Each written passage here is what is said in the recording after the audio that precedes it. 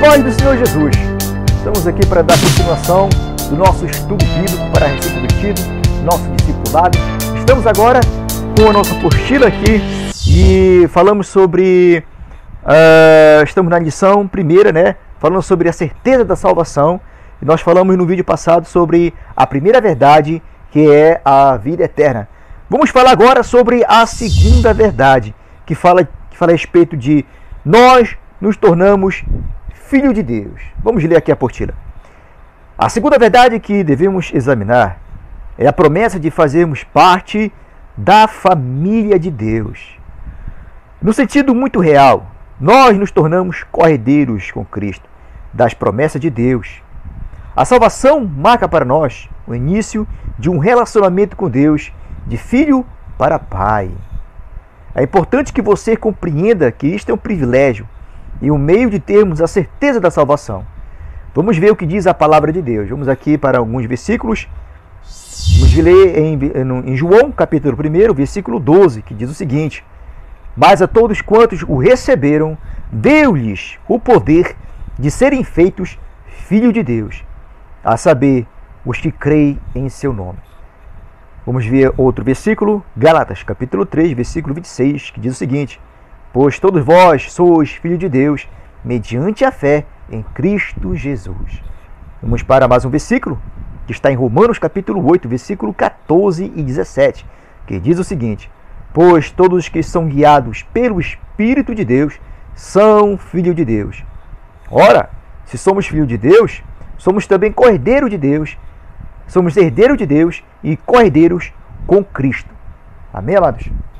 A palavra de Deus, ela enfatiza que quando um homem entrega a sua vida a Deus, aceitando como Senhor, governador de sua vida e como Salvador da sua alma, ele recebe pela sua fé o poder de ser feito filho de Deus.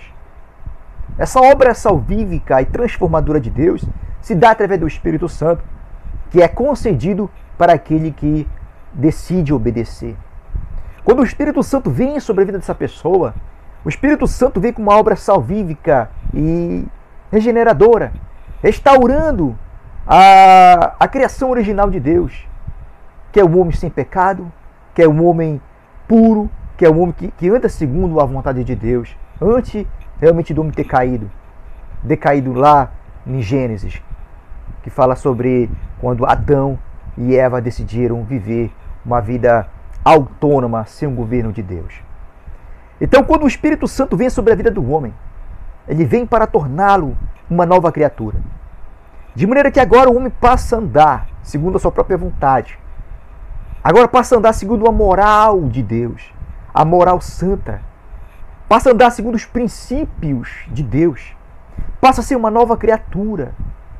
Pelo poder de Deus, é claro, pela graça de Deus, pela presença do Espírito Santo, pela obra regeneradora, salvífica do Espírito Santo, que lhe concede seus dons, que lhe concede seus frutos, que é a temperança, que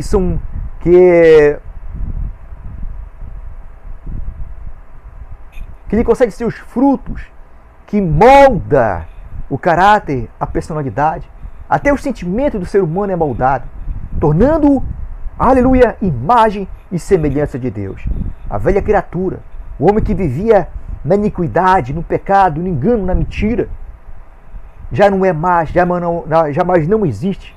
Agora tudo se faz novo. Agora é uma nova criatura. Porque quando o homem vive como a velha criatura, que é governada pela carne, que é governada pelo pecado, ele ainda não é filho de Deus. Jesus falou para os fariseus que viviam no engano, que viviam na mentira, que viviam no roubo. Jesus falou que eles vivendo assim, eles se tornavam filhos do maligno e não filho de Deus, como eles diziam ser, filho do Deus Altíssimo. Nós nos tornamos filhos de Deus legítimos quando nós andamos no seu caminho, quando nós praticamos a sua palavra. Aleluia! Mas quando nós andamos segundo nossos caminhos carnais e pecaminosos, nós não somos filhos de Deus. Somos filhos de Deus apenas como criatura. Deus como Pai de toda a criação. Nós somos filhos de Deus por criatura apenas.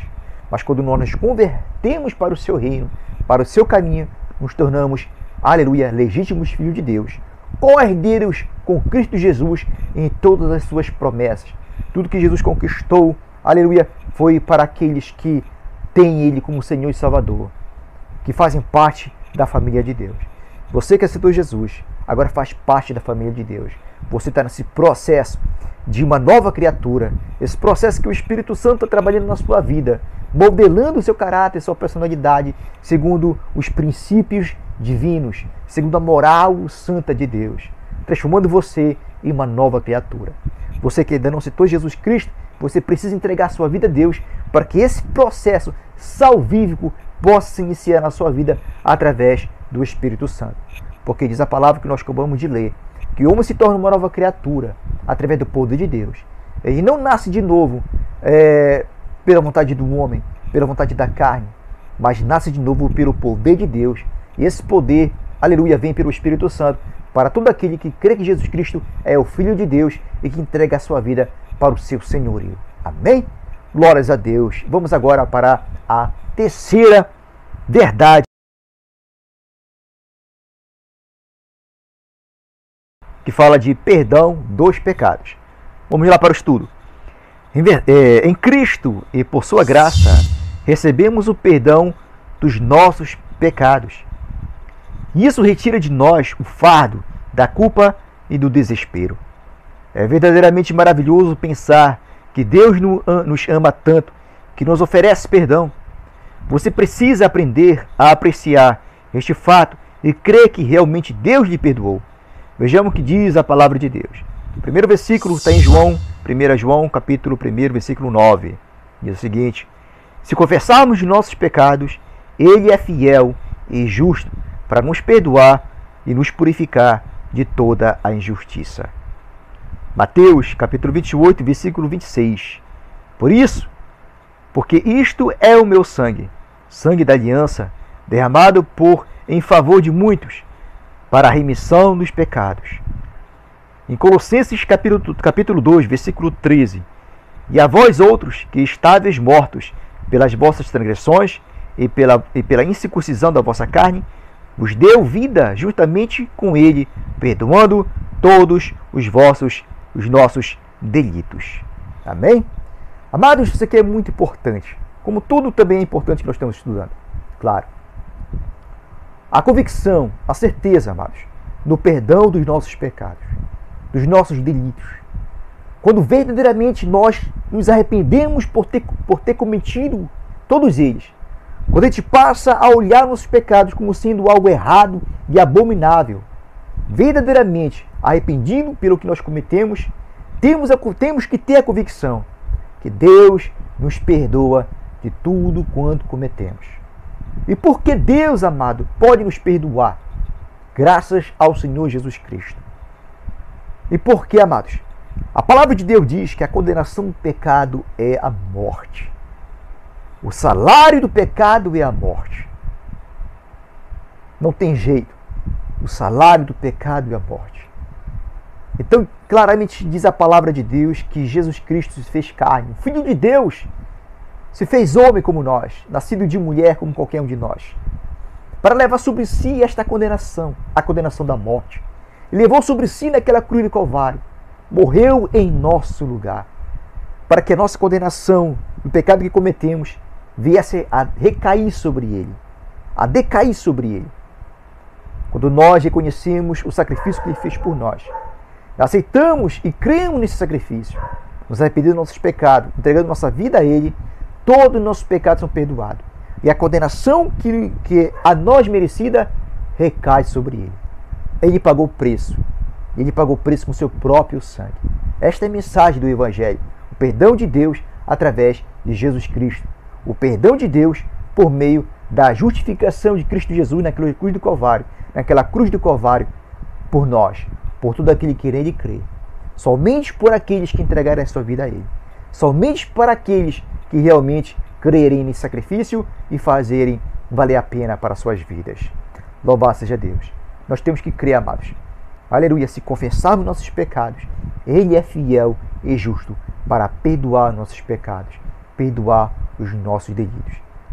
Para que possamos ter a certeza da nossa salvação, temos que crer nessa terceira verdade bíblica que fala da obra salvífica de Deus através de Jesus Cristo, pelo meio da sua cruz, perdoando nossos pecados. Amém? Vamos, aleluia, para a quarta edição. No próximo vídeo, nós vamos trazer a quarta edição, louvado seja Deus, que diz respeito de quarta verdade, que fala sobre fatos e não sentimentos. Também vamos para a quarta edição em outro vídeo.